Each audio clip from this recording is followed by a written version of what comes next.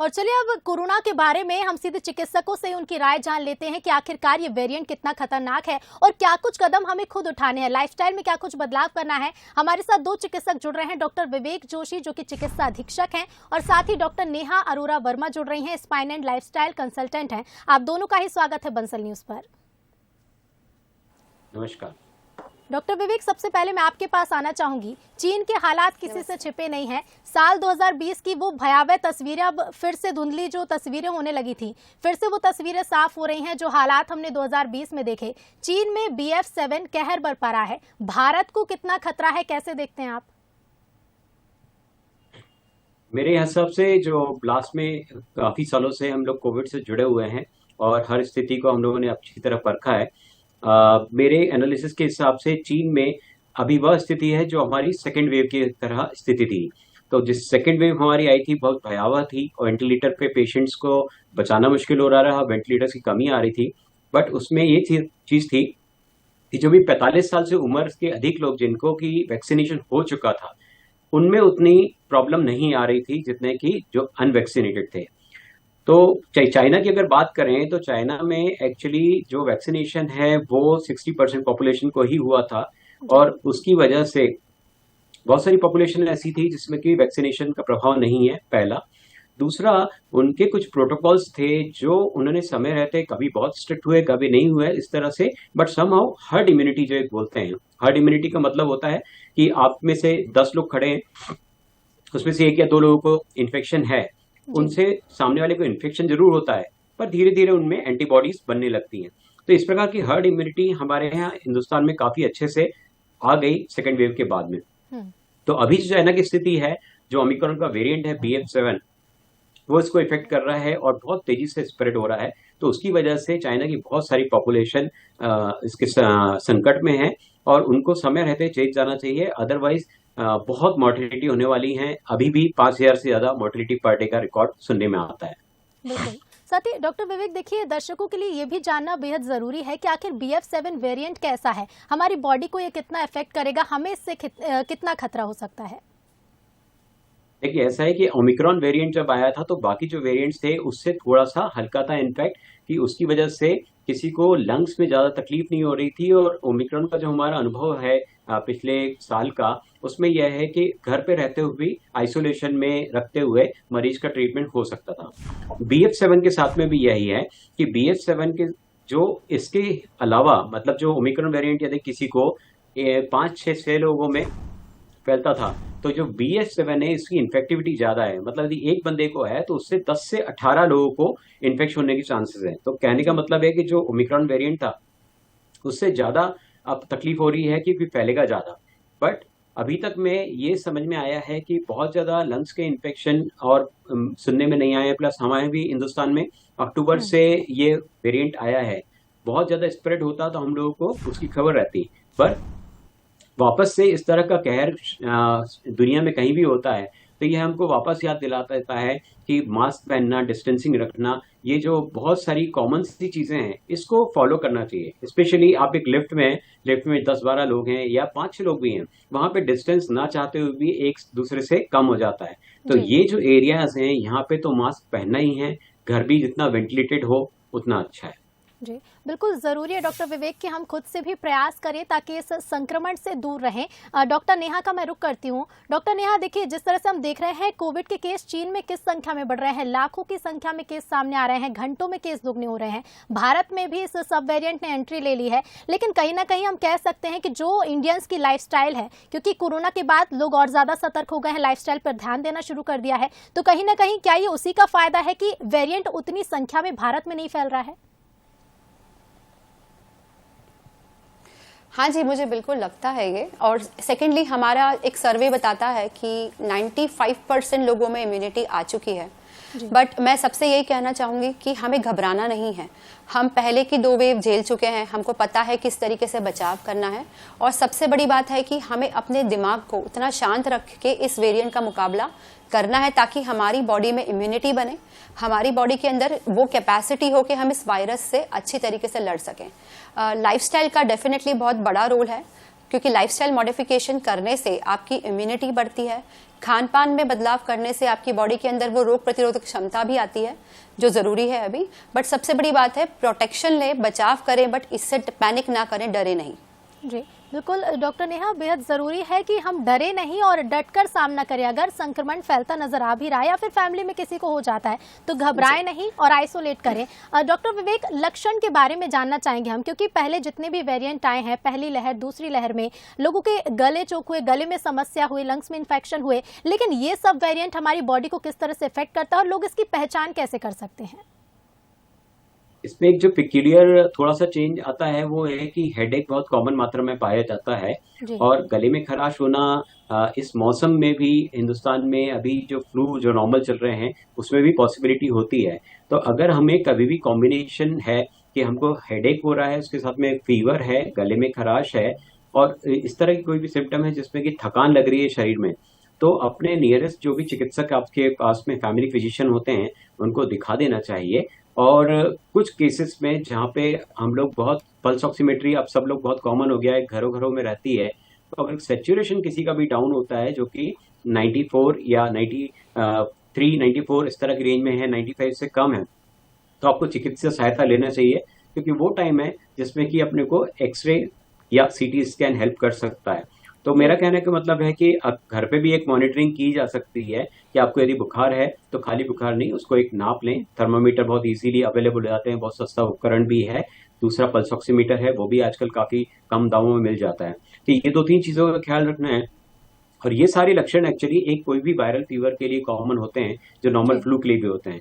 तो हम लोगों को एक्चुअली सावधानी ये रखनी है कि अगर ऐसा कुछ भी सिम्टम्स आते हैं तो फर्स्ट चीज जो करनी होती है आइसोलेशन फॉलो करना है। आइसोलेशन फॉलो करने में मेरे को लगता है कि किसी को कोई प्रॉब्लम नहीं होना चाहिए, क्योंकि इसमें हमारा उद्देश्य हमें अपने से बचाना तो है ही, अपनी वजह से जो दूसरे लोगों को बचाना भी बहुत जरूरी है। तो ये हम लोगों को ध्यान रखना। बिल्कुल। डॉक्टर विवेक, जिस तरह से हमने देखिए चीन के हालात देखे, जीरो कोविड पॉलिसी वहां पर अपनाई गई, कंप्लीट लॉकडाउन भी किए गए, सख्ती की गई, लेकिन उसके बावजूद भी कोरोना वहां पर लगातार फैलता दिख रहा है और जो आंकड़े हैं वो तो बेहद चौंका रहे हैं। लेकिन भारत को हमें किस तरह से जरूरत है, किस तरह की पॉलिसीज पर काम करना होगा, क्या कुछ बदलाव करने होंगे? क्योंकि लॉकडाउन इंडिया में भी लगा, हालांकि उसके सकारात्मक परिणाम ये देखने को मिले कि केस घटते गए थे, लेकिन इस बार कितनी जरूरत है?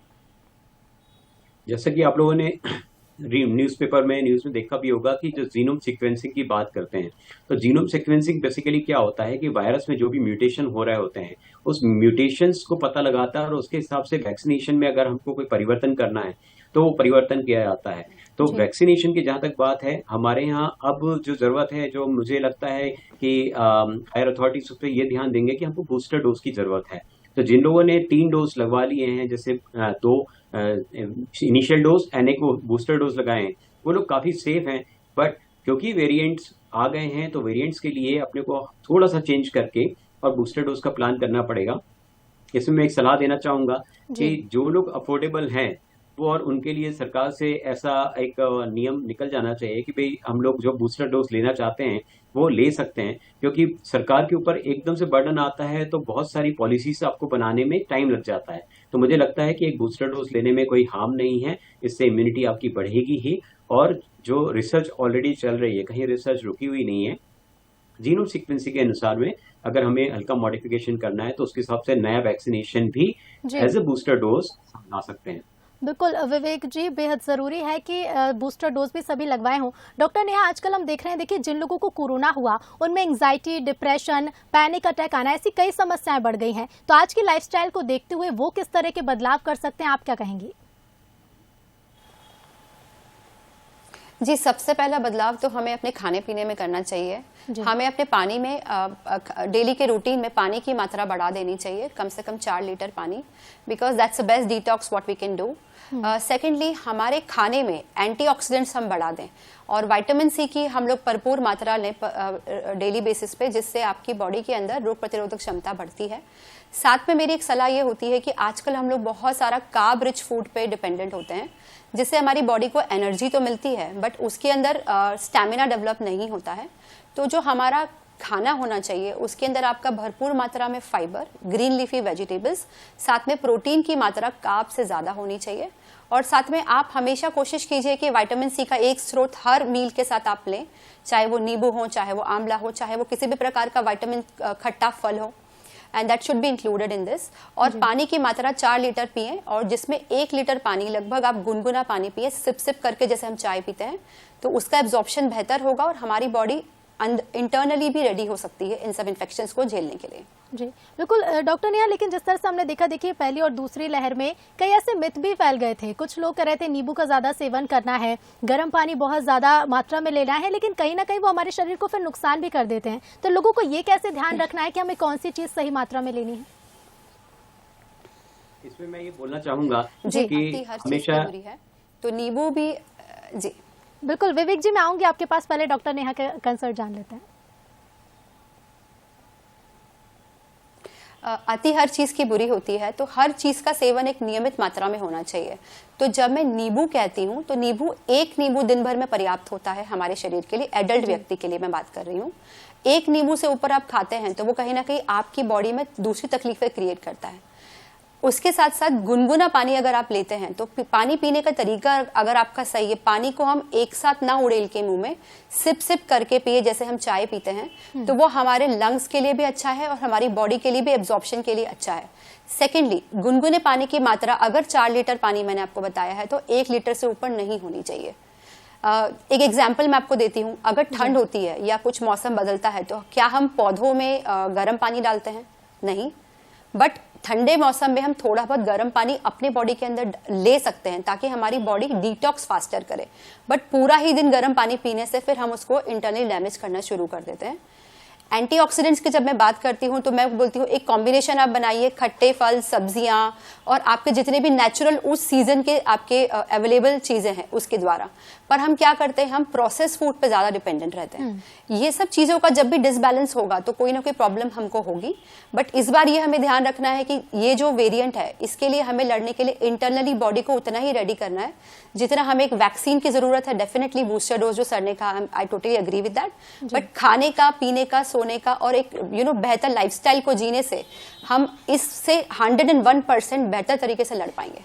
जी बिल्कुल डॉक्टर नेहा, जिस तरह से आपने बताया कि एक बैलेंस्ड डाइट बहुत ज़रूरी है, ना सिर्फ इस वेरिएंट से लड़ने के लिए, सब वेरिएंट से लड़ने के लिए, बल्कि अगर किसी भी रोग से हम लड़ना चाहते हैं, अपने शरीर को अच्छा रखना चाहते हैं, एक हेल्दी लाइफस्टाइल जीना चाहते हैं, तो बेहद ज़रूरी है कि आप रोजाना अपने रूटीन में बदलाव करें और हेल्दी चीज़ों को शामिल करें। डॉक्टर विवेक, आप कुछ कह रहे थे, वो भी बताइएगा। साथ ही देखिए, जापान के जो हम केस देख रहे हैं, बच्चों में भी संक्रमण फैल रहा है। 41 बच्चों की बीते 8 महीनों में मौत भी हो चुकी है। तो बच्चों को किस तरह से खास तौर पर ख्याल रखना है, क्योंकि हमारी अपेक्षा अगर हम बात करें, बच्चों का इम्यूनिटी थोड़ी सी वीक होती है, बुजुर्गों की इम्यूनिटी थोड़ी सी वीक होती है, तो बच्चों और बुजुर्गों पर खास तरीके से क्या ध्यान देने हैं? अगर हम बच्चों की बात करें कि 3 साल से छोटे बच्चे अगर हैं, तो वो बेसिकली माँ के प्रोटेक्शन में रहते हैं। अब इसमें यह है कि वर्किंग लाइफ स्टाइल होती है, मदर भी बाहर जाती हैं, फादर भी बाहर जाते हैं, और इन्फेक्शन कहीं ना कहीं, संक्रमण जो होता है वो दूसरों से फैलता है। तो हमें थोड़ा सा ध्यान रखना पड़ेगा कि अगर किसी भी स्थिति में हमारे इन्फेक्शन को पहले कंट्रोल करना है, और हम जो बच्चे को नर्सिंग कर रहे हैं, हमारे बच्चा हमारे पास में आता है, तो अगर पॉसिबल है तो मास्क वाला, अगर कोई भी सिम्टम्स हैं, तो मास्क का वापस से प्रयोग करना बहुत अच्छी है, इवन घर पे भी, क्योंकि बच्चे तो अनजान हैं, उससे उनको बचाने के लिए जरूरी है। बाकी बच्चों में इम्यूनिटी भी उतनी डेवलप नहीं होती है जो समय रहते उम्र के साथ में होगी। तो सबसे पहले है कि डिस्टेंसिंग जितना अपन कर सकते हैं, जब भी करते हैं, एक मास्क जो होता है बहुत कारगर चीज होती है, जिसको आप घर पे आसानी से यूज करते हैं। और मेरे ख्याल से तो हमने, जैसा कि पिछले सालों में देखा है, कि बच्चे भी धीरे धीरे उस चीज को एक्सेप्ट कर लेते हैं। तो जो बच्चे समझदार हैं वो भी अपने घर पे मास्क की तरह यूज करें, और शिशु रोग विशेषज्ञ के कांटेक्ट में रहना चाहिए। और अगर कहीं भी सिम्टम्स आते हैं तो उनको जरूर दिखाना चाहिए, क्योंकि जो फर्स्ट कांटेक्ट में जो डॉक्टर समझ सकता है, उतनी आसानी से आम पब्लिक नहीं समझ सकती है। बिल्कुल डॉक्टर विवेक, जरूरी है कि डॉक्टर से हम कंसल्ट करें और लगातार संपर्क में भी बने रहें, क्योंकि अभी हालांकि उतनी बड़ी संख्या में केस सामने नहीं आ रहे हैं, लेकिन जरूरत है कि हम अभी से सतर्क रहें और पहले से ही बदलाव करने शुरू कर दें। डॉक्टर नेहा, एक और चीज़ मैं पूछना चाहूँगी, हम डिप्रेशन पर बात कर रहे थे। देखिए, आम लोगों में भी ये समस्या नॉर्मली हो जाती है, लेकिन कोविड के बाद से कितनी केस बढ़े हैं डिप्रेशन के, और जो लोग हमें देख रहे हैं, अगर वो भी डिप्रेशन का शिकार हैं, उन्हें भी ऐसी कोई प्रॉब्लम हो रही है, तो वो इसे कैसे फेस करें, कैसे इससे बाहर निकलें? देखिए, डिप्रेशन में सिंपल लैंग्वेज बताना चाहूँगी, जहाँ पे आप अपने ब्रेन में या अपनी बॉडी में ये एक्सेप्ट कर लेते हैं कि आप ठीक नहीं हैं, that is depression. Depression Covid के बाद इसलिए भी बढ़ा क्योंकि लोग घरों में थे, हम घरों में रहने के आदी नहीं रहे थे, हम पूरे टाइम अपनी दौड़ भाग वाली जिंदगी में बिजी रहते थे। अचानक घर में जब बंद हुए, डिप्रेशन आया, कई लोगों की नौकरियां चली गई, कई लोगों ने अपने परिवार वालों को खो दिया, कई लोगों ने अपने आप को, जब कोविड हुआ उनको जो स्ट्रगल उन लोगों ने झेला, हॉस्पिटल्स, मेडिकल फैसिलिटीज, लोगों का जो व्यवहार था उनको लेके, डिप्रेशन के बहुत कारण रहे हैं। बट अब वो स्थिति नहीं है। मैं ये समझती हूँ कि डिप्रेशन अगर अब आपको आहट देता भी है तो अब हमें एक चीज बिल्कुल ध्यान रखनी है कि अगर हमारा चित्त शांत है तो हमें ये बीमारी छू नहीं सकती है। हमें इसको अपनी बॉडी के अंदर या अपने ब्रेन के अंदर जगह नहीं देनी है। तो डिप्रेशन का सवाल ही नहीं उठता। अवेयरनेस क्रिएट करने से यही मतलब होता है कि डरे नहीं। डिप्रेशन तब आएगा जब आपको कुछ चीजों के जवाब नहीं मिलते हैं, जब आपको लगता है कि क्या पता क्या हो गया, मैं क्या करूं, ऐसा क्या हुआ है जो मैं कंट्रोल नहीं कर पा रहा हूं या कर पा रही हूं अपनी लाइफ में। बट अभी ऐसा कुछ नहीं है, तो मुझे नहीं लगता है कि डिप्रेशन, इवन पहले के लोग भी रिकवर काफी कर चुके हैं। डेफिनेटली बहुत काउंसलिंग लगी, बहुत मेडिकल सपोर्ट लगा, परिवार वालों ने काफी सपोर्ट किया उस टाइम पे फैमिली मेंबर्स के लिए। पर इस वक्त मुझे लगता है कि ऐसी कोई स्थिति नहीं होने वाली, क्योंकि अब सब लोग बहुत अवेयर हैं। इवन डॉक्टर्स भी बहुत हर्ट लेवल पे अवेयरनेस क्रिएट कर रहे हैं। इवन न्यूज पे भी बहुत चीजें हमको ऐसी बताई जा रही है जो प्रिवेंशन को लेके है। तो अब बीमारी की बात नहीं हो रही है, अब बात हो रही है प्रिवेंशन की। तो अब डिप्रेशन का कोई, मुझे लगता है कि कोई रास्ता नहीं होना चाहिए। बिल्कुल डॉक्टर ने, और हम भी यही प्रयास कर रहे हैं अपने दर्शकों को बताने का कि ये सब वेरिएंट है, चूंकि देखिए चीन में भी फैल रहा है, हो सकता है भारत में भी केस बढ़े, लेकिन जरूरत है कि हम मेंटली उतना फ्री रहें, हम खुद मन में बीमारी ना पालें और डटकर उसका सामना करें। डॉक्टर विवेक, हमने दूसरी लहर में देखा सबसे ज्यादा कमी देखी गई ऑक्सीजन की, और एक्सरसाइज और योगा बहुत हेल्पफुल रहा। इस बार कितनी जरूरत है और क्या कुछ सलाह आप देंगे दर्शकों को? मेरा सजेशन ये रहेगा कि जिस तरह से कोविड वायरस ने अपना प्रेजेंस शो किया है और इतना म्यूटेशन किया है, हम विजिबली सिर्फ कोविड जानते हैं, पर मैं आपको बताना चाहूंगा कि जैसे 1984 के पहले हमको HIV नहीं मालूम था, धीरे धीरे उसकी वजह से डेथ हुई। उसके पहले भी पता नहीं कितनी वायरस से डेथ होती होगी, पर हमको जब पता चलता है तब हमें ध्यान आता है। इसी तरह मैं बोलूंगा कि कोविड एक ऐसा नहीं है कि कोविड का साम्राज्य चल रहा है तो अगले 5 साल 10 साल उसी का चलेगा। ये कोविड के वेरिएंट्स जो हैं इनडायरेक्टली अलग अलग वायरस भी हैं, और कोविड के अलावा भी वायरस अपने उसमें समय और परिस्थिति के अनुसार जन्म लेंगे, म्यूटेशंस होंगे और एक परिवर्तित चीजें रहेंगी।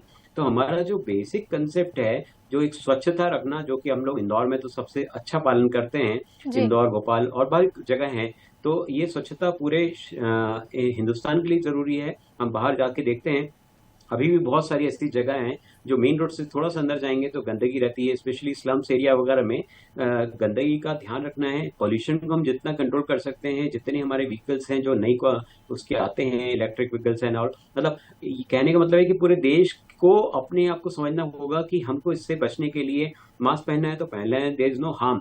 और ये जो चीज कहते हैं ना कि हम तो अब इम्यून हो गए हैं, हमें सब कुछ, हमें कुछ नहीं हो सकता, इस मिथ से बाहर आना होगा। किसी को भी कभी भी कुछ भी हो सकता है, वायरस के वेरिएशन भी होंगे। अपना बचाव जैसा हम करते आए थे पहले से, वो वापस से करना है। और जैसा डॉक्टर नेहा ने कहा, पैनिक होने की जरूरत नहीं है। पैनिक होने का से कभी किसी चीज का हल नहीं होता है, और वो पैनिक से सिर्फ एक डिप्रेशन एंड जो मेंटल टेंशन होता है उसकी वजह से आप 4 लोगों को और दुखी करते हो। तो हम एक मेंटल स्टेटस अच्छा रखना है, और हमको सबको मालूम है हम लोगों ने इतनी खतरनाक वेव से निकले हैं, इससे भी निकलेंगे, पर प्रिकॉशन जरूरी है। बिल्कुल डॉक्टर विवेक, बेहद जरूरी है कि कोविड से हमें डरना नहीं है, लेकिन सतर्क जरूर रहना है। डॉक्टर नेहा, हम ऑक्सीजन लेवल के लिए बात कर रहे थे कि एक्सरसाइज और योगा करना कितना हेल्पफुल रहा है पहली और दूसरी लहर में। इस बार आप क्या सलाह देना चाहेंगे दर्शकों को, वो अपनी लाइफस्टाइल में कैसे बदलाव करें, एक्सरसाइज कितने घंटे करनी चाहिए, क्या कुछ जरूरी है? बहुत हेल्पफुल रही है, स्पेशली फर्स्ट और सेकंड लेयर में लोगों ने एक्सरसाइज का महत्व समझा है। जी।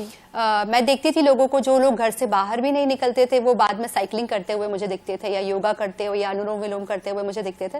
एंड बहुत अच्छी दिल से खुशी होती थी, बिकॉज ये हमारा ही साइंस है जो विदेशों में फॉलो हो रहा है बट इंडिया में फॉलो नहीं हो रहा है। बट जरूरी क्यों है एक्सरसाइज, स्पेशली अब इस वेरिएंट से, क्योंकि सीधा ये लंग्स पे असर कर रहा है, ये सीधा आपकी बॉडी के इंटरनल सिस्टम को झकझोर रहा है। तो अब जब यहाँ पे आप एरोबिक एक्टिविटी चालू करेंगे, वो कोई भी प्रकार की वॉकिंग, रनिंग, स्विमिंग, जॉगिंग हो सकती है, जिसमें आपकी थोड़ी सांस बढ़े, है ना, सांस चले, उससे डायरेक्टली आपके डायफ्राग्मेटिक एक्टिविटी होती है। इसका मतलब यह है कि आपकी बॉडी में ऑक्सीजनेशन जब बढ़ेगा तो आपके सेल्स के अंदर जो है वो पूरा आपका फुलाव होगा, आपके लंग्स को पूरा कैपेसिटी मिलेगा। इसका मतलब है कि आप जो भी अंदर कचरा या जो भी चीज आप अंदर ले रहे हो, इनहेल कर रहे हो, जो फंसी पड़ी है वो निकल पाएगी। सेकेंडली, योगा के तो ये भी फायदे होते हैं कि अगर आप योगा करते हैं तो आपकी इम्यूनिटी भी बढ़ती है। तो अगर योगा के लिए आप 10 मिनट का समय निकाल पाए तो बहुत अच्छी बात है जी। नहीं तो एटलीस्ट आप ब्रीदिंग एक्सरसाइजेस सुबह उठ के 10 मिनट और रात में सोने के पहले 10 मिनट अगर आप इतना कर सकते हैं तो मुझे लगता है बहुत बहुत अच्छा होगा। साथ में आप अपने वजन को नियंत्रित रखें, क्योंकि हमने पहले भी देखा था कि जो बहुत ओवरवेट लोग थे उनके ऊपर कोविड काफी कहर बरपाया था। तो अभी हम लोग काफी अवेयर हैं, इस वजन के साइकिल को ना बिगड़ने दें, खाने पीने के साइकिल को ना बिगड़ने दें। मुझे लगता है हम डेफिनेटली बहुत बुरा समय देख के आए हैं, ये लहर हम लोग आराम से बहुत डट के मुकाबला इसका कर सकते हैं। We are ready now. बिल्कुल, we are ready now. Doctor Neha और डॉक्टर विवेक, आपका भी, दोनों का ही बहुत बहुत शुक्रिया हमसे जुड़ने के लिए और हमारे दर्शकों तक इतनी अच्छी जानकारी प्रदान करने के लिए।